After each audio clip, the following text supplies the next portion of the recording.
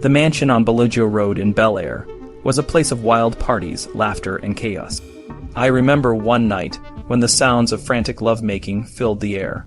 The bed was pounding against the wall, and the man was whispering passionate words into the woman's ear. Everything was perfect until the woman let out a blood-curdling scream. "You little sonophagist," the man yelled. I peered through the door and saw a small, brown figure flying through the air. It was Scatter, Elvis's pet chimpanzee. Scatter had been a part of our lives for a while. Elvis had bought him from a Memphis TV station for a couple of $100. The chimp was like a little devil, always up to something. He loved to dress up in tiny suits and ties, and he had a knack for mischief. On that particular night, we'd decided to play a prank. One of the guys had let a pretty young songwriter into the bedroom, and we snuck Scatter in to watch. The couple was so caught up in the moment that they didn't notice the chimp until it was too late. Scatter jumped on the bed, screaming, "Woo, woo, woo." The poor girl nearly died of shock. The guy on the bed, recognizing the prank, threw Scatter across the room. It was classic Elvis, always looking for a laugh, even at the expense of someone else's romantic moment.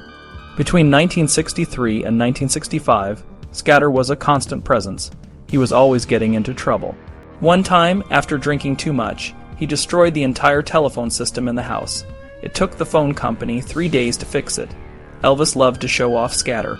He'd dress him up in his best clothes and have him ride in the back seat of the Rolls-Royce. A chauffeur-driven rock star was one thing, but a chauffeur-driven chimpanzee, that was a whole other level of crazy. Scatter had a thing for women, too. He would chase them into the bathroom, trying to peek. He even loved to wrestle with a pint-sized stripper who would visit the house. They'd put on these wrestling acts, and it looked like they were actually getting it on. Elvis would laugh so hard he'd cry. But the mansion wasn't just about Scatter's antics. Elvis was going through his own changes. He was getting bored with the movies he was making. He'd buy motorbikes, read philosophy books, and talk about religion. He was in love with Priscilla, but he wasn't ready to give up his bachelor life. She was tired of being stuck in Graceland and started spending more time in Hollywood. The tension between them was palpable. On set, Elvis was still the star, but he was starting to rebel. During the filming of Easy Come, Easy Go, he confronted the director, John Rich. Rich was trying to be the star of the set, telling jokes and trying to outshine Elvis and the other actors. One day, Elvis was laughing so hard during a scene that he couldn't stop. Rich ordered us off the set, but Elvis stood up to him. "We're doing these movies because it's supposed to be fun," Elvis said. "When they stop being fun, we'll stop doing them." We all stayed and Elvis won the battle. Despite the chaos, Elvis was still a star.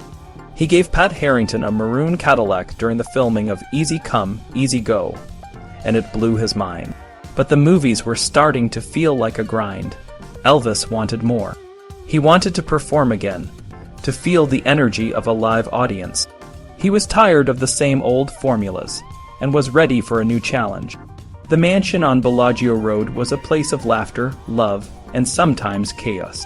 But it was also a place where Elvis was changing, where he was growing, and where he was ready to take on the world again.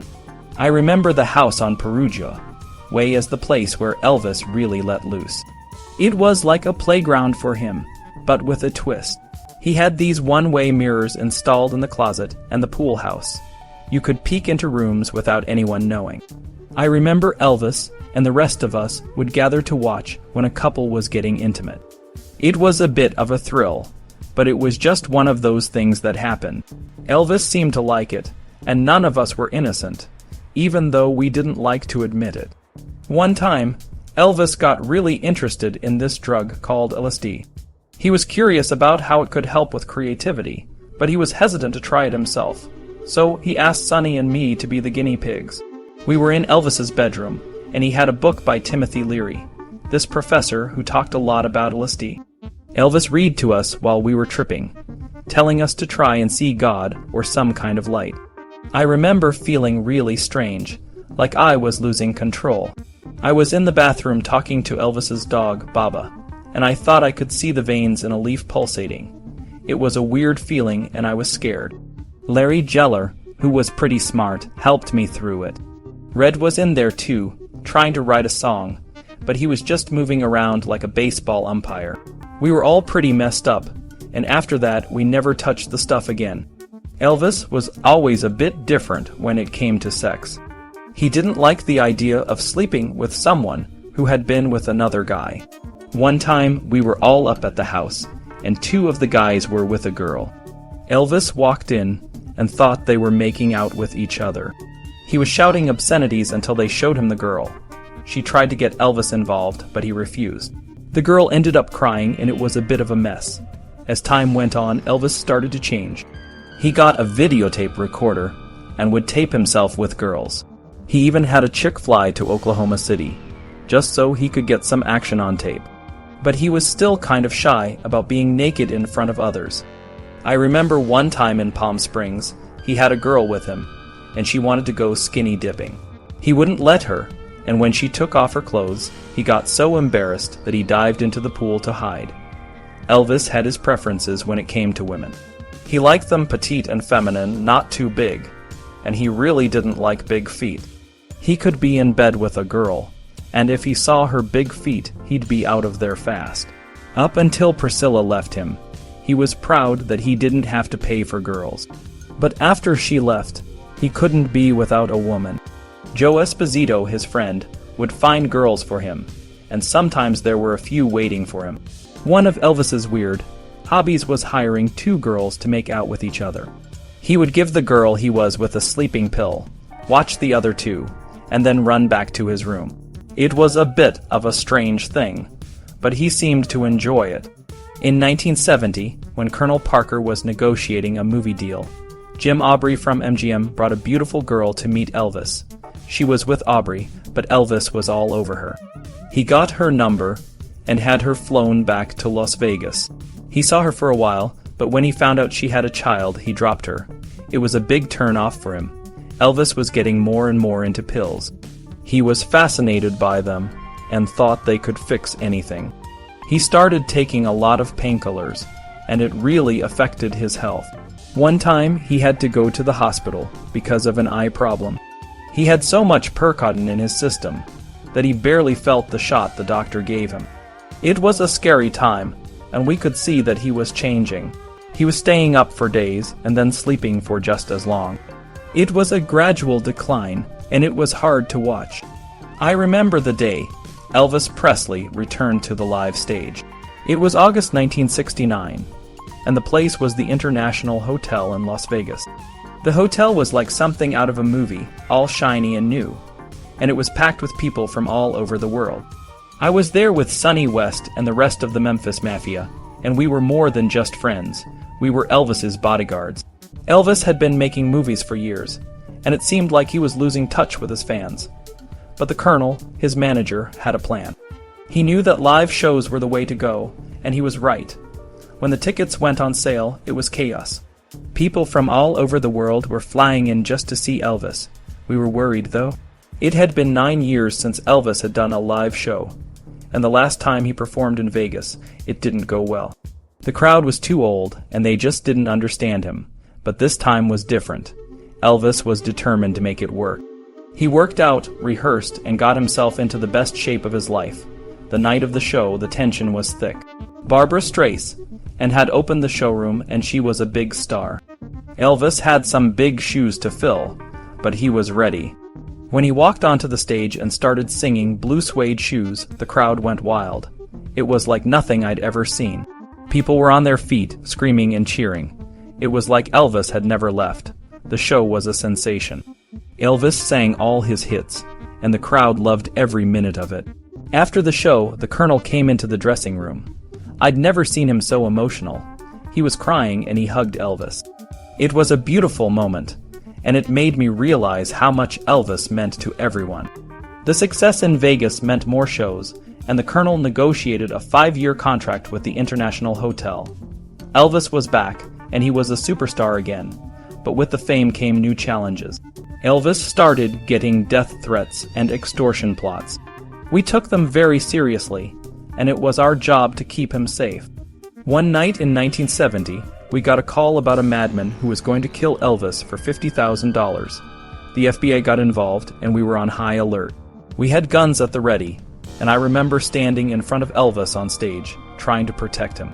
It was scary, but we were ready to do whatever it took. Another time in 1972, we got a tip that there was a woman in the audience with a gun.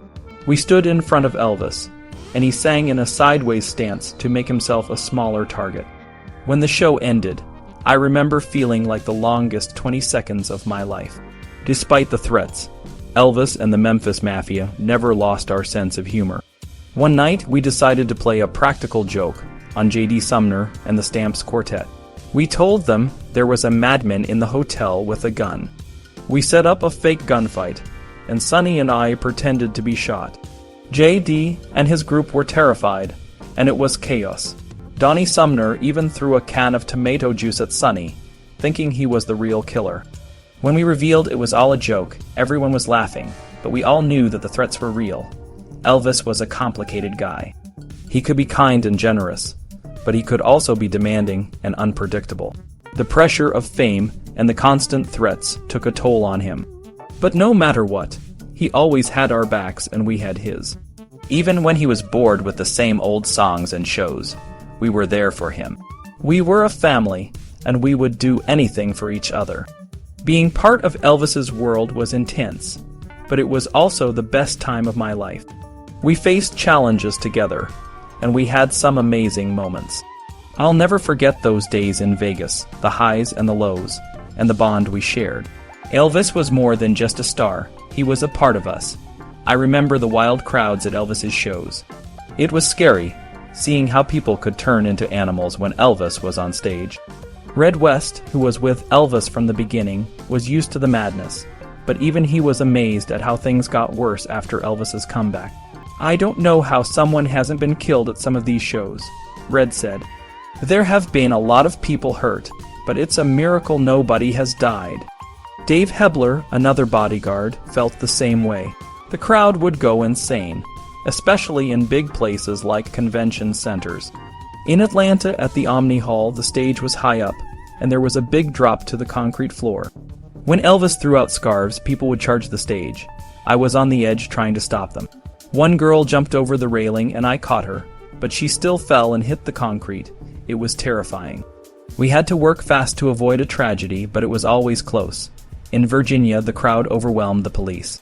They were getting hurt, and one time they even threw Charlie Hodge, one of Elvis's friends, like a javelin. In San Diego, it got ugly because the security wasn't well trained. A girl kicked 2 cops in the groin, and they went down. Elvis didn't help by telling the crowd to ignore the cops and have fun. That just made things worse. In Massachusetts, about 1,000 people charged the stage, and the cops couldn't stop them. It was chaos. We got really annoyed when mothers held their young kids up to get a scarf. The kids were terrified, but the moms didn't care. They risked their children's lives for a piece of fabric. We had to rescue kids from being trampled. Once, a woman in a wheelchair told us her daughter had emphysema, and she needed a scarf. It was heartbreaking. Elvis loved the chaos. He said, "When they stop attacking me, I'm dead." If the audience was quiet, he would do anything to get them going. One time, in North Carolina, the crowd was polite, and Elvis wasn't happy. He decided to give away expensive rings to the audience. He had his friend bring over $30,000 worth of rings.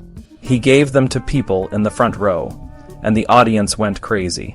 It was insane, but Elvis got what he wanted, their love. Sometimes, though, Elvis could be mean. In Greensboro, he introduced Kathy Westmoreland, a singer, by saying, "This is Kathy Westmoreland. She doesn't care where she gets her fun." She got obscene phone calls, so she asked Elvis to stop. But in front of the audience, Elvis said, "If she doesn't like it, she can get the hell off the stage." The audience was shocked, and Kathy and the Inspirations walked off in tears. Elvis gave a diamond ring to Miana Smith, the only one who stayed, but she gave it back later. Elvis was furious and wanted to fire them, but they stayed with him. I was also Elvis's musical helper. I couldn't believe he trusted me to pick the songs for his films. I'd choose from 20 songs for each spot, and we sold millions of records. But by 1970, I noticed Elvis getting lazy. He was taking a lot of drugs, and he didn't want to do recording sessions. One time, he told me he was sick and asked me to sing with the orchestra. I was scared, but I did it. That's when I realized things were changing. Elvis was still amazing, but the drugs were taking a toll. We all knew something was wrong, but we kept going, hoping things would get better. Red, Sonny, and I were in a motel, waiting for Presley to come back. Red had a big job ahead of him. He had to go to RCA Victor on Music Row to sing exactly like Presley. It was a huge responsibility, because there was a lot of money at stake. If Red didn't do it right, RCA Victor would lose a lot of money. Red was nervous, but the musicians and backup singers made him feel comfortable. He did a great job, recording 3 singles in just 7 hours. After the session, Felton Jarvis, Presley's producer, told Red how well he did. Red was relieved and proud. 2 months later, Presley went back and dubbed his own voice over the recordings. But Red had to sing exactly like Presley, in the same key and timing. The songs If Every Day Was Like Christmas and I'll Remember You sold almost 2 million copies each. Red was more than just a bodyguard. He was a musician who could pull off a tough job when it mattered. Red had a good ear for music.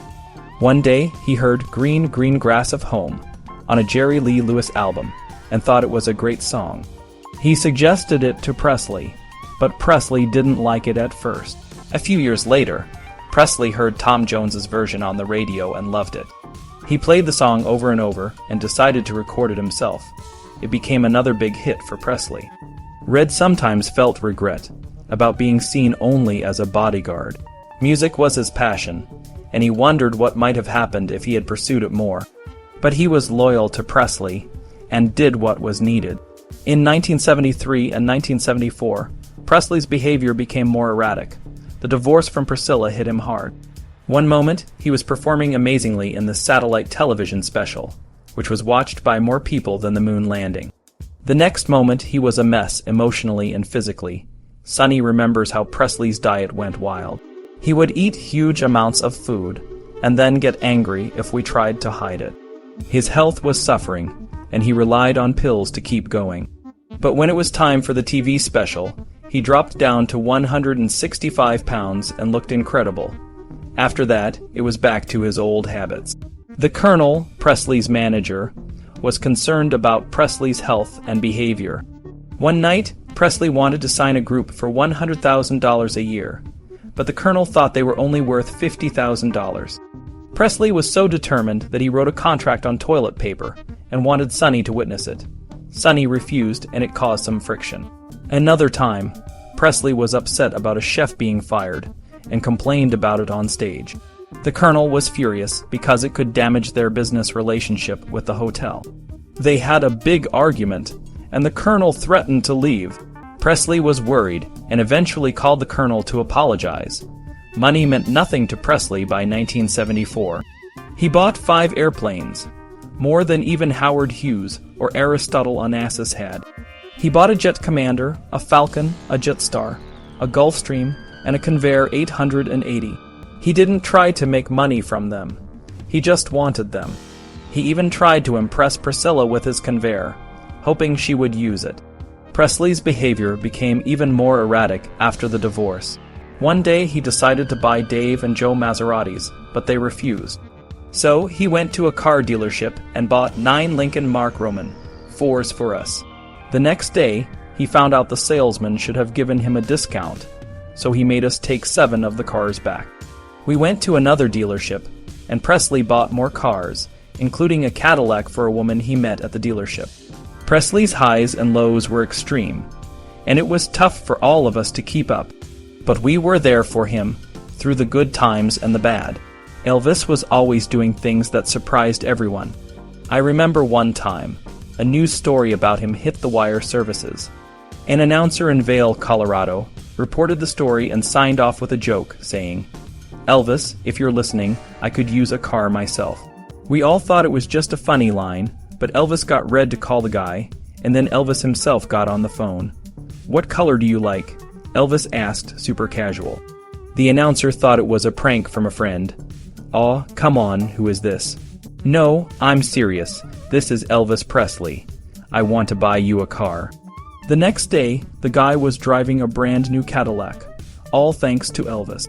Red always said that Elvis did these things from the heart, not for publicity. He'd give without telling anyone. Like that time he read about a black woman in Memphis who was really sick and couldn't walk well. Elvis bought her the fanciest wheelchair you could get and just showed up at her house to surprise her. It was a beautiful moment, and it showed how generous he could be. But Elvis wasn't perfect. He could be really mean sometimes. He had some strong opinions about different groups of people, like Catholics and Jews. He'd say things that were hard to understand, like how Catholics were the bad guys in the Bible.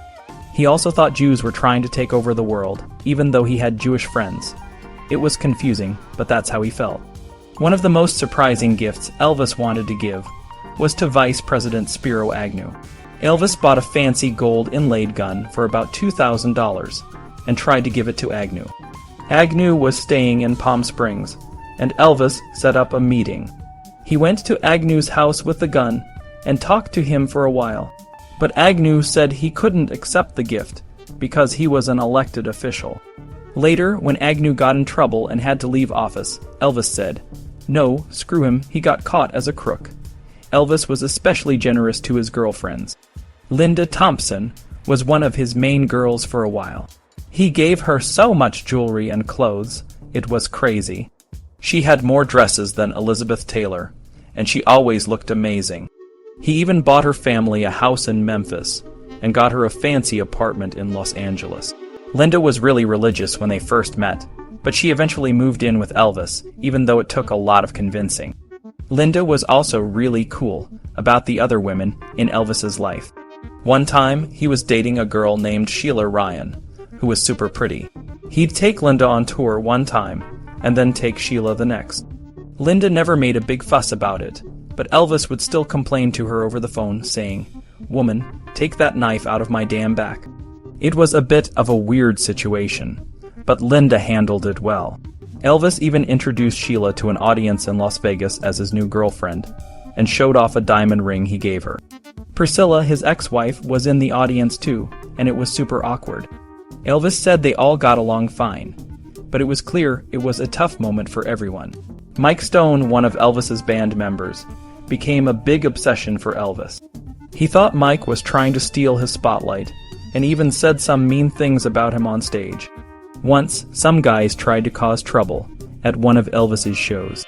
Elvis thought they were sent by Mike to break up his act, but it was just a misunderstanding. Elvis got really worked up about it and wanted to do something to Mike, but it was all in his head. Over the years, Elvis started to change. He had health problems like a twisted colon, and his weight went up and down a lot. He stopped doing karate and just sat around eating and watching others work out. He was still really vain, though. He wore girdles on stage to keep his stomach in, and lifts in his shoes to look taller. He even had some cosmetic surgery to tighten his face, but you could hardly tell.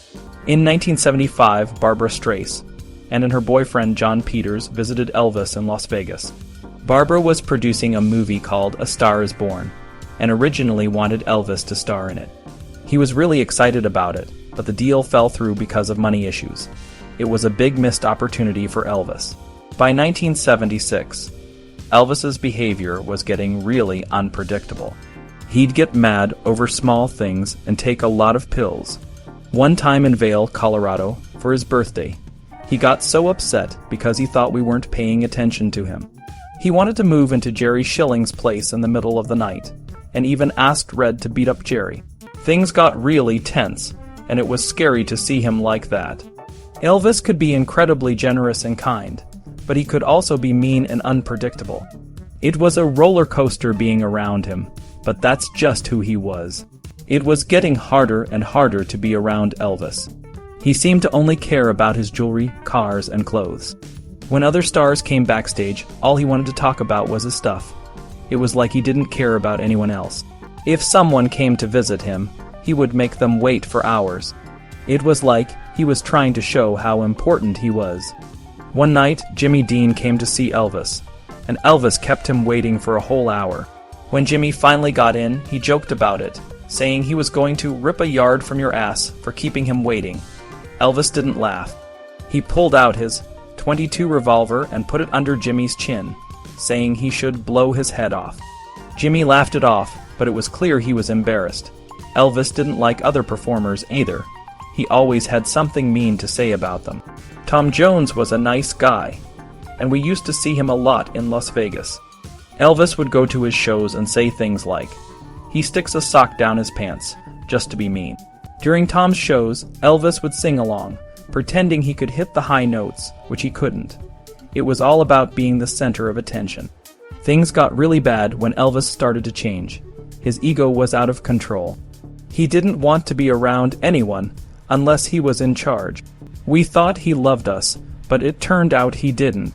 It was a sad day when Vernon Presley, Elvis's dad, called us to let us go. He said it was because of money, but we knew it was because Elvis had a change of heart. Red and I were shocked. We had been with Elvis for so long, and we thought we were part of the family.